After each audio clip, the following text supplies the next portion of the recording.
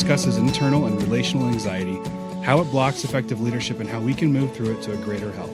And now your host, Steve Cuss. Well, Steve, it's been quite a long while, I think, since the two of us have just kind of sat down to chat through some of the changes and stuff that's going on and just the podcast in general. So I thought it'd be good for us to kind of have you give an update to the listeners about, what's going on in your neck of the woods and what do you have coming up that's pretty exciting, I think, next year, and how they can find out about that. Yeah, it has been a while. Yeah, it's kind of good to get the band back together. And so for those newer listeners, we've got several hundred newer listeners. Once in a while, Brendan and I will get on, and rather than have a guest, we'll actually kick around a concept that we teach at the church. So that's what we're going to do today. But man, yeah, I've been busy lately. Lots of traveling. Because the book came out in April, so I started getting some requests to do some seminars, sometimes like a day retreat, stuff like that. So yeah, in a 2-week window, San Francisco, Colorado Springs, a state Baptist convention in Denver. Oh, yeah, it was a good time. They asked for a 75-minute sermon. That's a long sermon. Those Baptists, man. I know. And then next week, my wife and I get to go to London. That's exciting. Yeah, we'll be doing an anxiety workshop in London, right next to Buckingham Palace. Super exciting. And the church that's hosting it is using it as an outreach for urban London workers who maybe wouldn't otherwise go to church. So hopefully we'll talk chronic anxiety, bring some relief. What's the church in London that you're going It's to? Westminster Chapel. Okay. Not confused with Westminster Abbey. Okay. So it's in the geography, it's Westminster Chapel, then Buckingham Palace, and then Westminster Abbey. What's the head pastor's name? I think I've seen Howard. people. Yeah, Howard. Okay. Yeah, good friend of mine. Yeah, That's exciting. And then you've got what's coming up next year that you're pretty excited about here in Colorado. Right. We're going to launch our first ever facilitated experience, a 2-day retreat.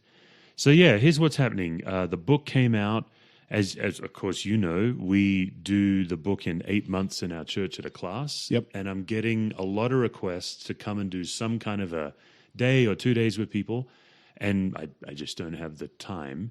So we thought, well, what if we as a church host a 2-day, it feels like a conference, but we're calling it a facilitated experience. So there won't be a keynote. It's not like you come and get a keynote. You'll come by yourself or you'll bring a team, and you'll sit round tables, 6 people at a table, and then we'll give you the content over 2 days where you and the people at your table can process together. And the reason I'm not doing a conference is because I don't believe in the power of monologue. I think, and you know this too, Yeah, right? totally. We have to dialogue this stuff. You have to get with people you trust, or just with another person, and start talking out loud and processing. Right. So March 2020, I think the dates are March 10th and 11th. Yep. And you can just go to stevecusswords.com and get your tickets. So what is that conference? What is that going to look like? Are you in the morning they get there? What's going to happen? Like, kind of give us a rundown of what that day is going to look like. Yeah, so if people coming from out of town, they have to get in by Monday night. So Tuesday morning, 8:30, we check in. By 9 o'clock, we're at tables. And for about 9 till 4:30, obviously lunch is provided, lots of breaks. But basically, I'll be giving some content, and then you'll be getting quite a bit of time, sometimes 15 minutes, sometimes 30 minutes at your table to work the content in discussion. And then I'll have my facilitators, you're one of them, who will be walking through the room, just available to people if they're getting stuck. So, for example, one of the sessions, we cover the 19 universal sources of anxiety, and that's a lot. That is a lot. Yeah. So, you and some of the other facilitators will be available to tables to help define and help them get unstuck, but they'll be kicking those around. And then 4:30, we'll be done. Come back Wednesday. And really, generally, day 1 is going to be your anxiety. Day 2 is going to be their anxiety. So day 2 is going to be a lot of family systems theory, how to know anxiety in a group. We'll actually get into the deeper tools like a genogram.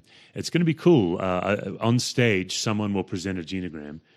And we'll actually, You're not volunteering me for that, are you? We're still trying to figure out. Okay. I may be talking to you about it. But we'll have 6 people on stage and like a group. And the whole room will just witness about 30 minutes of a genogram, and then we'll get them to process. Same with a verbatim. So what I'm noticing when I do these seminars is we never get to some of the good stuff, right? These things. So the facilitated experience, it'll be you'll come away in 2 days. There's also an opportunity to get all the videos so you can run your own class when you're done. And who's this for? This isn't just for church people, right? No, I've already got like a group of travel agents are committing to come. For Oh, example. great! I didn't know that. Yeah, so anyone, you don't have to be a person of faith to come, but about a third of it you'll feel weird because we'll be talking openly about the gospel and how the gospel invades our anxiety. But about 2/3 of it is family system theory and just general chronic anxiety. So I would say it's for anyone who wants to get healthy, and it's anyone who's leading a group and wants to learn about group dynamics and how anxiety is contagious in a group. Anyone who feels like they're tired of being stuck in the same patterns. Right. And ideally, you'll bring your teams. I've already got several people planning on bringing 6 or 8 people because they want to go through it together. Right. And then when they're done, they can come away with a set of 13 videos and all the templates we use in our class.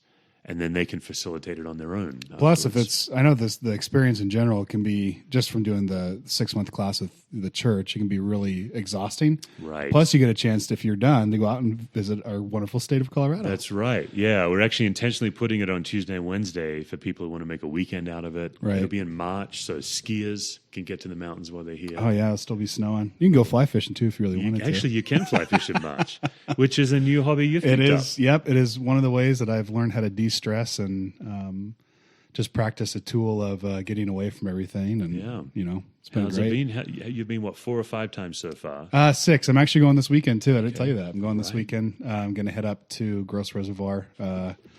Kelsey's out of town, so it'll be a fun time. Give it a whirl, see if you can get something. Yeah. I haven't been able to catch anything without you around. Oh, right. Yeah. Yeah, my experience when I started fly fishing was you need someone to help you in the early days for sure. It's pretty confusing sometimes. So yeah. Well, hey, we're going to take a quick break and then we'll come right back and we're going to start talking about a new subject that can get really confusing and can be hard to understand sometimes, and it's called second order change. Right on.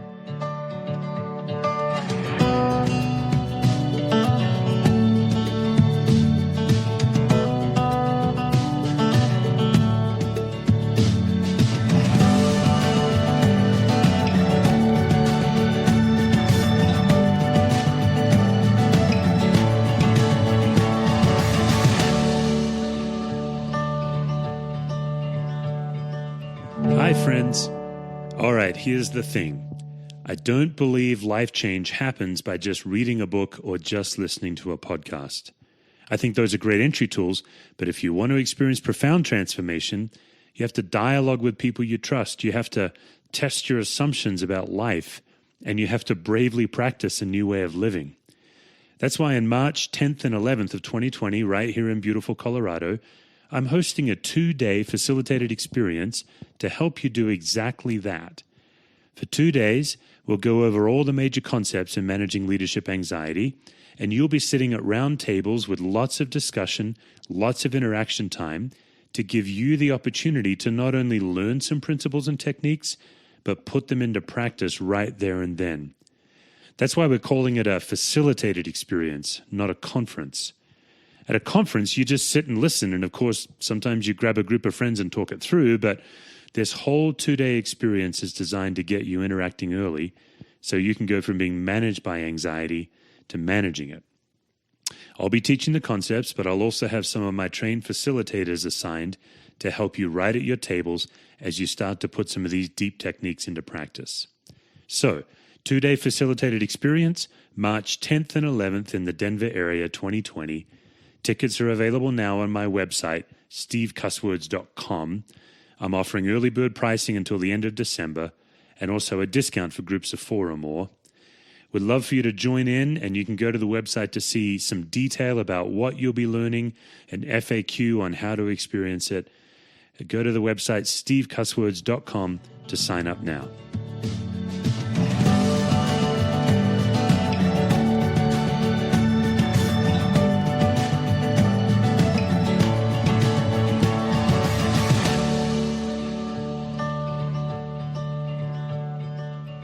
So, Brendan, before we get to second order change, which is a deep tool that we teach, you're now one of the facilitators of the class that we teach. Right.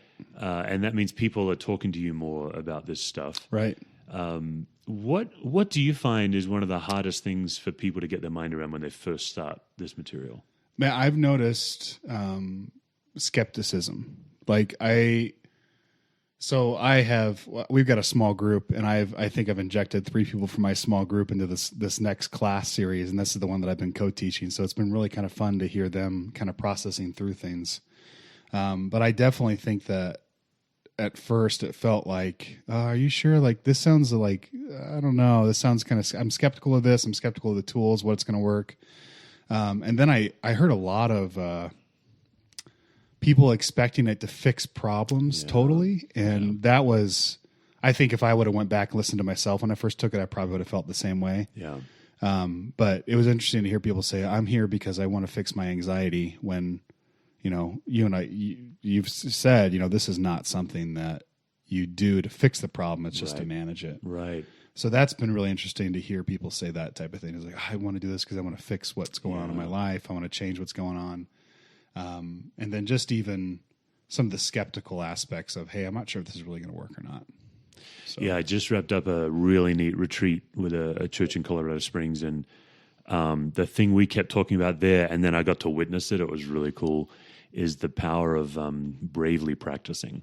Really? Yeah, what I would say is people, I've noticed when they go through our class, if they go through the class and then they said, okay, well, that's done, nothing's going to change. Right. But it's those who are now trying to actually bravely practice. And it was interesting at the retreat when someone said, okay, so really what I'm supposed to do is figure out what makes me anxious and then find opportunities to put myself in that environment. Right. And we're like, yeah, that's it. Yeah, it is funny to watch because I think the last class, I'm not going to name any names, but it was the last class that we had. I think you did challenge somebody to go do something that was way out of their wheelhouse. And he's like, are you serious? Like, are you really telling me to go do that right now? Like, it is a shocking thing is, some people I think just come in and sit, hey, it's like a college class. I'm just going to sit down. I'm just going to kind of do my stuff, get through it, get some stuff out of it. When we're like, no, you need to go 100% full throttle into this. Yeah. And it can be really tough to be vulnerable. Yeah. Like really, really tough to be vulnerable. And some people are still, you watch them kind of like try to hold on to themselves still in some sense. And I don't want to tell you everything that's going on in my life. But I think on some level you've got to, because that's how you start. Like, you got to bring it to the light to really start those changes to happen. Like, that's the best way to do it. Yeah, I had a bunch of preachers, like not just the lead pastor, but other teaching pastors and youth ministers. And I was sharing to them that, one of my early sources of anxiety was I believed the lie that every sermon has to be gold standard. And we were laughing about the crazy things I did that I put my wife through, where she had to always tell me it was amazing and all this stuff. Anyway, they said, well, what's the solution? And I said, the solution is to intentionally preach a bad sermon. Like, that's how you fix it. You actually bravely practice, you get out, and you can't tell the congregation. And they were just mortified that, because there's all this belief under that lie that, if I preach a bad sermon, people won't come back. None of that's actually true. No, it's not. Yeah. Yeah, it's been a fun experience learning how to, I think, co-teach a class for me. I've really enjoyed it a lot so far. We only had one session, but even that one session's been good. So really good so really far. Enjoyed it. Yeah, in our class, we dive into genograms on Tuesday. Here we go. That's going to be kind of fun. All right, so one of our deeper tools is this thing you mentioned in the intro called second order change. Right. It's a hard tool to get your mind around. It really is. So I think, man, the first time I encountered it, I think, was the class. And I can remember not really being sure what it was. And I didn't even really discover what it was until this past year when I picked up that book called Brief Therapy with Intimidating Cases. Right. Where they actually go through this clinic, counseling clinic, and their whole idea is to have counseling be short-term and not long-term. And they really lay out kind of what happens in the second order change process. So at the risk of confusing some people, would you like to kind of give us a brief overview of what second order change is? And then I can jump in to try to, make it sound a little bit more layman's terms for people. Yeah. That's it. Second order change is an extremely powerful tool, which therefore means it can do damage. If it's like a power tool, so you have to be careful with it. But it works anytime you are stuck in a chronic problem. So it doesn't work for all problems. Right. Even yesterday when I was coaching this group, a couple of them said, here's the problem, but it wasn't a second order change problem because it wasn't a chronic problem. So a chronic problem is recurring and predictable. Right. So it's usually with a relationship or a group. And so for example, if you're in a staff meeting and the same person never speaks up, and so then at the next staff meeting, they don't speak up, you're not surprised. Right. That's because it's predictable. You know they're not going to speak up. Second order change can help with that. A lot of us use it in marriage and family as well. That's where it was born. But so basically, the way you know you need second order change is if there's a problem and your attempted solution is either more of the same, Right. or try harder. Right. Yeah. Do you have an example off the top of your head? I mean, I got some from the book that I could definitely talk about From Brief Therapy. From Brief Therapy, I think there's a couple of good examples, but those are really like super kind of out of most people's ways. Yeah. So I'll just go ahead and give one of those if that's fine with you. Yeah. So one of the cases in the therapy session was there was this mom, dad, and daughter, and the daughter was not eating food. She was anorexic, I believe was the term. Isn't that right? Yep. And so they all came into the clinic and they're like, well, here's what's going on. So the counselor kind of, got some feedback about the whole situation and the issue. And they said, okay, we'll come back next time. It ended up just being the mom and the dad the next session. Yep. And they started talking through, hey, what are you doing are you trying to get her to eat right now while she's having this condition? I'm like, oh yeah. Well, she works for us. So we'd go take a lunch break and I'd ask her if she want anything and she'd say no, bring her back something. She wouldn't eat it. We'd set a plate on the table, put food on it, tell her if dinner was ready, she wouldn't eat it again. And the counselor, over the course of a couple of sessions, finally gets to the point where he says, what if you intentionally decided to not feed her and forget about it? Yeah. So when you go to lunch, instead of saying, hey, what do you want from lunch? Saying, hey, do you want anything from lunch? And if she says, yeah, then forget it and come back and say, oh, we're so sorry. We forgot to get you your food. Yeah. And then don't sit her plate at dinner table. And then she comes down and eventually she says, well, what happened? Where's my plate? Oh, we just didn't think you were going to be hungry. Yeah. And the point of that was, first off, the family was really scared. I was like, are we enabling the problem to where she's not going to eat food and she's going to die? Yeah, but what you're saying is when the therapist started working on what we would call a second order change solution, the parents were concerned that was going to kill her. Right. Yeah. And I think that's most people's reaction to any second order change problem solution. Yeah. But long story short, eventually she started to eat food on her own. And I, if I remember correctly, the problem wasn't that she wasn't eating. The problem was she felt powerless in her life because she was working for her parents and her sisters were these successful businesswomen. And she was felt living at home. She was living at home and she felt like she had no power over her life. And so the real root of the issue for her was, I don't have power. So the way that I'm going to get power is by not eating, because I can at least control that part of my life. That's right. You can't make me put something in my body. And so, I mean, that's a really kind of far out and left field issue for a lot of people. But that same idea of, hey, the problem that you think is actually going on is not actually probably the problem because you keep doing the same things over and over again. It's not fixing the issue. Yeah. Do you have any down to earth issues that you've had happen recently? Tons of them, but let's break this one down first because we definitely did dive in the deep end. Right. Because what we do on the podcast is we do actually take counseling theory and we figure out what's useful for leadership. Right. And so you have used a life or death story. Correct. But it's because it's from a book that's called Brief Therapy with Intimidating Cases. They actually intentionally chose some of the highest stakes situations. Right. So let's break this one down, and then, I'll give like an everyday garden variety one. Okay. But with second order change, the theory is that most of us try to tackle the problem, but in second order change, you spend most of your attention on your attempted failed solutions. Right. That would be for our listeners, that would be like, oh, okay. So in this case, if the problem is our daughter's not eating, the therapist spent all the time with the parents saying, what are you doing to try to make her eat? Right. That's making her not eat even worse. Right. Yeah. So what our listeners can do is you can try to find a recurring pattern and figure out what's the problem. Like our children's ministry, your wife is one of our directors in the children's ministry. They're tackling this right now. The problem is every Saturday night people cancel for volunteering on Sunday. Right. Now, that problem, and I've been working with them on this, that problem is several problems. It could be, therefore, my family life gets impacted. My spouse gets frustrated or something. That's its own unique problem. The problem we've been tackling with them is, therefore, we're understaffed Sunday morning. Now, when we say, okay, well, what are your attempted solutions? They've started to identify, well, one of the things we do is when someone calls and cancels is we say, oh, that's no problem, because we're trying to be courteous, and especially because they're a volunteer. Then another attempted solution is that they were trying to figure out how to stop individuals from canceling. So we then had to go back to the problem. This may be hard to follow, but the problem isn't that the same individuals cancel every week. Like we just have a handful of unreliable people and we all know what they are. That wasn't the problem. Mm-hmm. The problem is out of 100 or so volunteers, any 3 or 4% of them are going to cancel. Yeah. And that's when the light bulb went on and we said, oh, that's like an airline. Right. Like airlines always have people that don't show up, which is why they overbook. Right. And so we are now working on a second order change. What if you overschedule?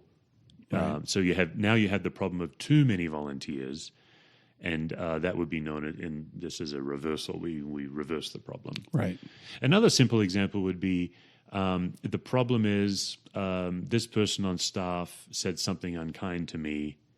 My attempted solution is I'm going to avoid them. Right. It doesn't actually dissolve the problem at all. Yeah. So it is complex. But yeah, there's a 6-step process. Yeah. So maybe what if I give you an example and we kind of walk through?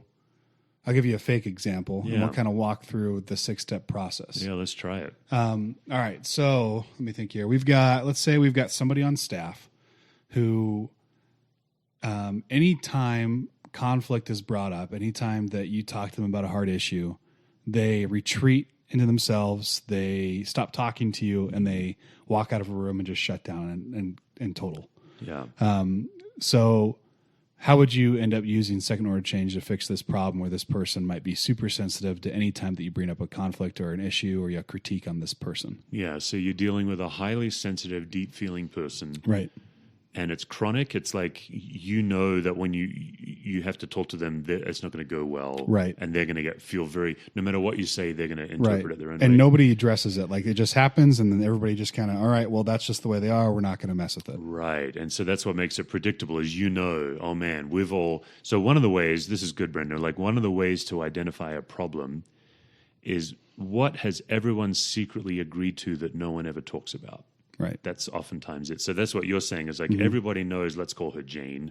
Okay. Oh, let's make it a dude. It shouldn't always be a woman. Right. Let's call him David. Okay. So everybody knows David gets his feelings hurt easily. And then what does he do? Does he retreat and hide? Yeah, let's say he retreat and hides and nobody says anything about it. When he comes back, nobody addresses the problem. It's just kind of like, we're just going to ignore that it even happened. So now you're at step 2. Now you're saying our attempted solution to the problem is let's pretend it didn't happen and let's let him get away with pretending it didn't happen. Right. That's now the attempted solution. Right. Yep. So then step 3, and I think this is one of the most powerful, is if you and I were doing second order change, we would figure out, okay, what is Brendan and Steve doing to make this situation worse? Right. It's got nothing to do with David. It's not David's problem. Right. The reason I love second order change is it never makes one person the problem. Right. The anorexic story you shared, the therapist actually sent the anorexic home and worked on her anorexia by just dealing with the parents. Right. So then the step 3, once you've figured out your attempted solutions, which in this case is, okay, we're going to not talk about it. Right. You and I would say, well, what are we doing to make it worse? Right. And what we're doing is we're pretending it didn't happen. Right. And then we're probably, I would guess, afraid to talk to David again because we're afraid of hurting him. Right. And so you list all of those, and sometimes that takes a while. And then I think number 4, this is the reason people don't change, is the next step is you and I test all our assumptions going into it and coming out of it. So off the top of my head, I would say, oh man, one of my assumptions is if we start talking to David, he's going to quit. Or he's going to think I'm a mean person, something like that. Right.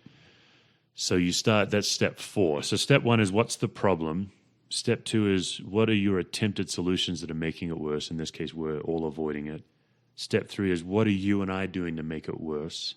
We're all avoiding it. And then what assumptions do we have going in? One of my assumptions is David actually can't handle a healthy conversation. That's my assumption. What if I destroy the work relationship? What if I destroy him? Right. Yeah, my assumption is we have more power than we really have. Right. Yeah, my assumption is he's never had to deal with this anywhere else. We're the first. Right. And so he's like, you guys are crazy. Mm-hmm. Yeah. Number 5 is you figure out who's motivated to change it. Right. So it's you and I. Right. David may not be motivated at all. He may be Right. quite happy. And that's fine. That's the best part about second order change, I think, is that even if the person who is part of the problem isn't motivated to fix it, it can still get fixed outside of that. That's right. Yep. So with your anorexic, first session in, adult parents drag this adult woman in. I think one of the first questions the therapist said to her, do you want to be here? Yeah, and I think she said no. She's like, I'm tired of my parents telling me what to do. Right. Sent her home because he knew she wasn't what we call a motivated change agent. Right. Yeah. The simplest story I know, we'll get back to our fake David.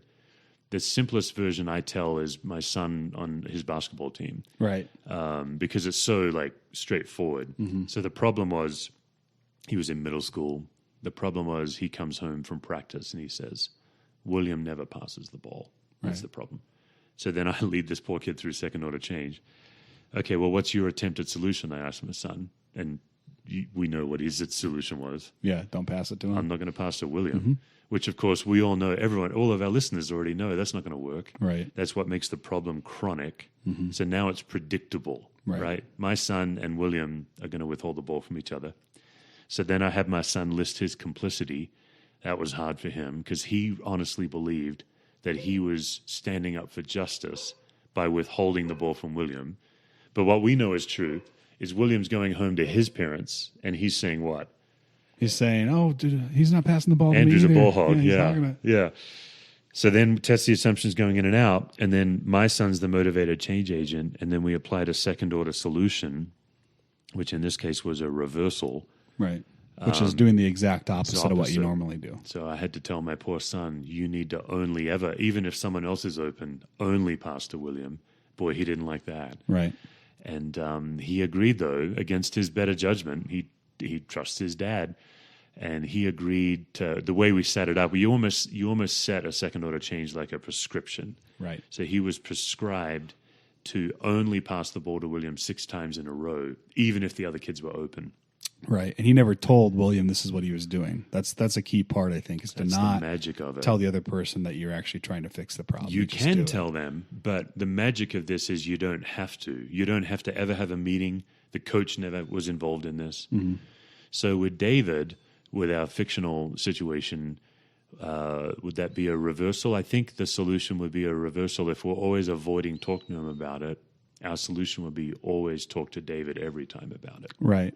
So that'd be the opposite of what we do. And then if that didn't work, what's the next 2 steps in the solutions for second order change? Yeah, so all of the solutions are either you apply a reversal, you apply what's called prescribe the problem, you build in an absurdity, or the most easy thing to do is you name the dynamic. But it's not that there's one then the other. You're always looking for the right one to do. So with Right. David, the most gentle thing might be you name the dynamic. So for example, oftentimes someone will come to one of us and they'll say, hey, I've got this situation with a person I don't know what to do. And then they lay out what everyone's doing. Right. He does this and I do this. So they've laid out the dynamic almost like chess. And almost all the time I'll just say, can you tell that person what you just told me? So we might go to David and we might say, here's the thing. It seems like you get your feelings hurt really easily. And I'm part of the problem because I'm afraid I don't want to hurt you. So I'm Right. avoiding having what I think is a healthy conversation. Could you help? How can we figure this out? Right. And that would be naming the dynamic. So my middle school son could have gone to William and he could have said, hey, I think what's going on is I feel like you're a ball hog. You feel like I'm a ball hog and we're getting into it. Might have worked. William wasn't in the room, so we just applied a reversal. Right. But oftentimes the kindest, gentlest second order change is to simply name what's going on with the person. Right. But we're just not trained to do that. Right. Totally not. So what would be, so you listed the other 2, and I think if we don't kind of put some flesh on that, it'd be a little bit confusing. Right. What is prescribing the problem exactly? Describing the problem is the hardest one to get your mind around. Right. But you named it with the anorexic. Right. If the problem is she's not eating, Right. then you prescribe the problem, don't feed her. So they didn't do a reversal. You might say, oh, well, we're trying to feed her all the time and now never going to feed her. Right. They actually did what's called a prescribe the problem. And that's why if you read the book, I think it's chapter 2 in that book, you see the parents reacting, oh my goodness, if we don't feed her, she's going to die. Right. And the therapist is saying, no, if the problem is she never eats, then the solution is she never eats. Right. And of course, what they're doing is they're breaking the pattern. So another example of prescribe the problem, this is my personal favorite. Sometimes a couple will come in and they're fighting uncontrollably. Mm-hmm. And I don't do much pastoral counseling anymore, but when we were smaller, I used to do a lot. And so if the problem is we're fighting uncontrollably or the problem is a fight, then I would prescribe the problem. I'd say, okay, this week I want you to fight. And they're like, you're crazy. And so I would say, okay, how about Tuesday at 6:00? How about fighting then? Right. And they're like, this is the dumbest thing. No. What I want you to do is I want you to fight at 6:00, pick a topic and go for it, and then come back and tell me how it went. Right. And typically what happens, almost all the time, they'll come back and they say, we tried to fight and we just started laughing. Right. And the theory behind this is when they're fighting uncontrollably, the fight has them in its grip. Right. But when you prescribe it, now they have the fight in their grip. Right. So let me flesh this out because this please. is really confusing. It took me a long time to figure this out. Yeah. So if my problem, we'll just use this as an example. If my problem is that I drive in a construction zone and I get a flat tire. Yeah. You're going to then tell me, if I come to you and say, hey, I keep getting these flat tires from driving to this construction zone. There's this problem. And you're going to say, well, how about this? How about you try driving to the construction zone to fix the problem and try to get yourself a flat tire? So you're basically saying the issue that you're having, I want you to go ahead and try to do that exact issue and replicate it. That's right.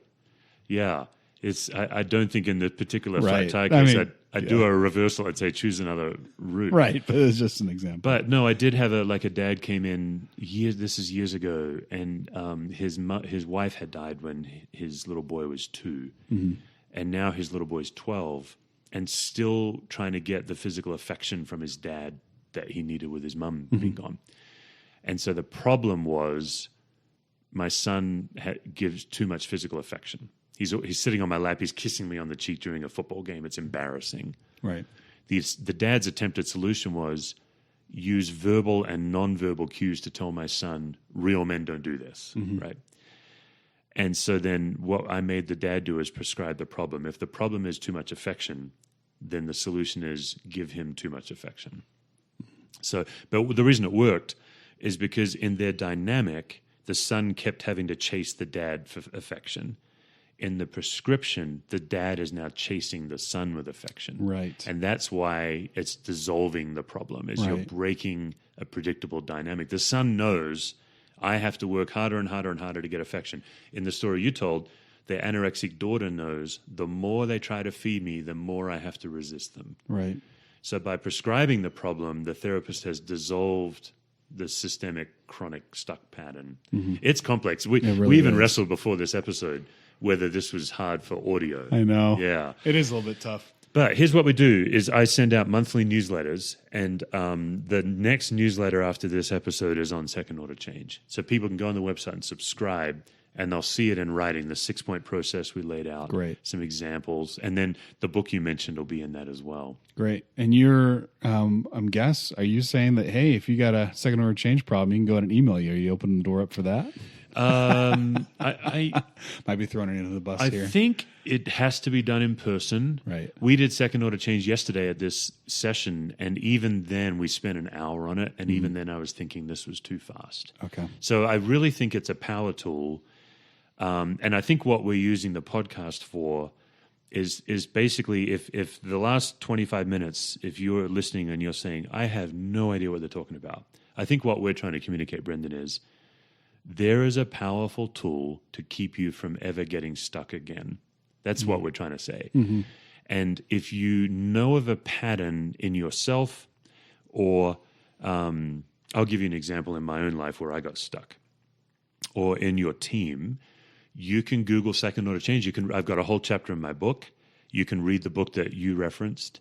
and you can actually be free from getting stuck. Right. And so this may or may not have been helpful for you listening to it. But like in my own life, I noticed as Discovery was growing in attendance, we went on this rapid growth, that I have a natural unhealthy suspicion about big churches. Right. And so I kept bumping into that. And so we hired Tom as our executive pastor, and he has no suspicion at all. He believes that any church can be healthy at any size, which is truer than my belief. Yeah. And I then handed power to Tom to make sure that I would not sabotage us as we grow. Mm-hmm. So I'd say I've been cooking on second order change for almost over 20 years now. I think my testimony is I still get stuck, but I don't stay stuck very long at all now. Right. I think that's, I don't know. Do you have a story from your life? Probably something that's too personal at this point. I probably Yeah. couldn't share it, so Yeah. I might just not go there at this point. That's okay with you. So, Yeah. So can we do a quick recap then? I think we actually, you know what? We missed one part of the final solution thing is the absurdity aspect. Yeah. What is an absurdity? Right. Okay. So let's do the 6 steps. Okay. Step 1, define the problem as concretely as possible. Yep. In the children's ministry, the problem was people canceling Saturday night. That's not concrete enough. What we want to say is people cancel Saturday night and it affects my family time. Mm-hmm. Now we have a recurring problem we can get our teeth around. Mm-hmm. In the children's ministry case, we ended up saying it's not individuals that cancel, it's a statistical number of all of our volunteers. Like it actually helped them to realize everyone's going to get sick once in a while. So step 1 is define the problem as concretely as possible. Step 2, list your attempted solutions that are making it worse or keeping it the same. That's really the magic of second order change. Step 3, list your own complicity in the problem. Step 4, test your assumptions going in and coming out of change. In other words, how did we get here? What beliefs got us to this place? Like my belief that a bigger church can't be healthy, that's crazy. Mm-hmm. And then beliefs coming out of change. What if this fails? That's always the question. The reason people stay stuck is they're afraid of things getting worse. Right. Like the couple you mentioned with that anorexia. Step 5 is list the motivated change agents who wants change in the pattern, and then apply second order change, which is a reversal, prescribe the problem, an absurdity, or name the process. So in the marriage, in the couples that come in where they're fighting uncontrollably, right, it's absurd to prescribe a fight. Okay. That's crazy. That's it, yeah. And they're even telling me, like, that's stupid. Right. But an absurdity flips the power dynamic. You go from being managed by the problem to managing it. Mm-hmm. And that's why most couples come back and they failed. They failed their homework. Right. Then it gets really crazy. You kind of have to tell them off. Yeah. Hey, if you're not going to take it seriously, then go see someone else, you know. Oh, man.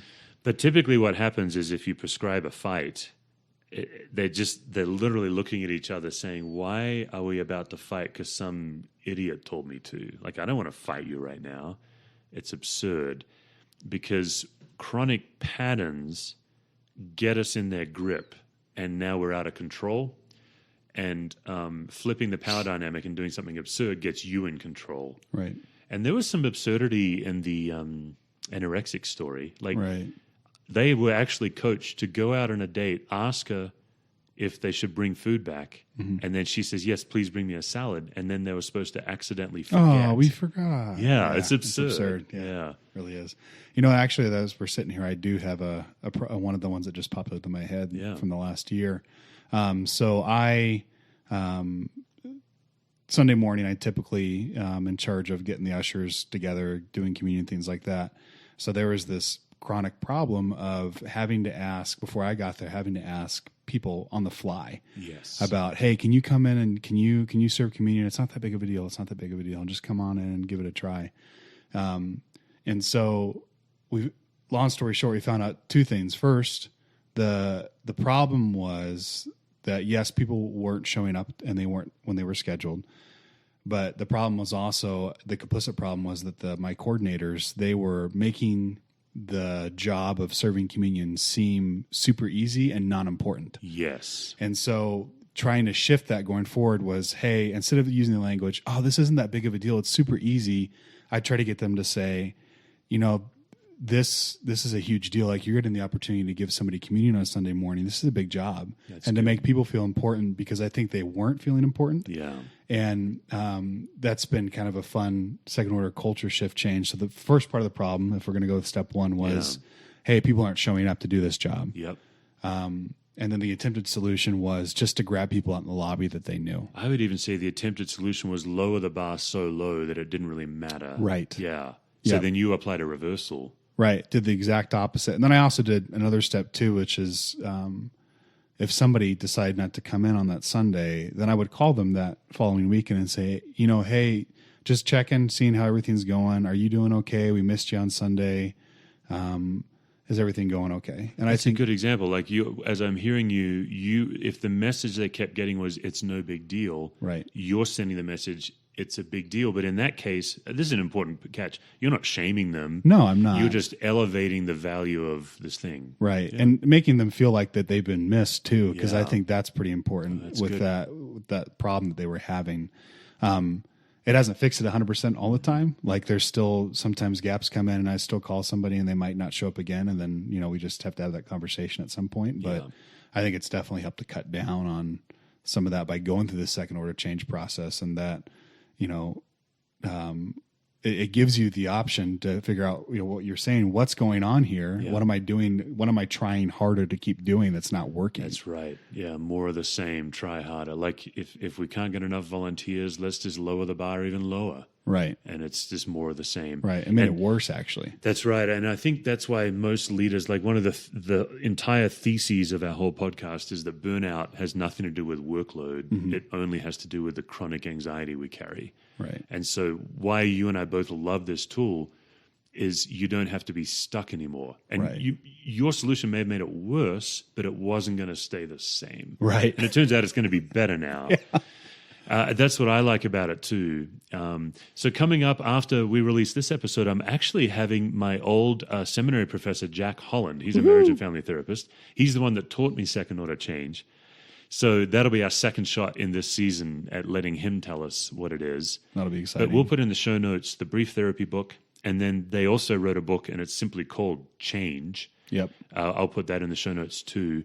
And it really dives into the theory of all this. Yep. But man, I think we would both encourage any listener. This is worth trying to get your mind around. And absolutely. It's probably one of the most powerful tools that comes out of the class, I think. And it takes a long time. Like, you're not going to get this overnight at all. Like, this takes a lot of practice, I think, and a lot of dialogue with people to kind of figure it out. So good. Yeah. Well, man, I enjoyed having the band back together. Yeah, it was good. Yep. We'll do it again We'll soon. See you guys later.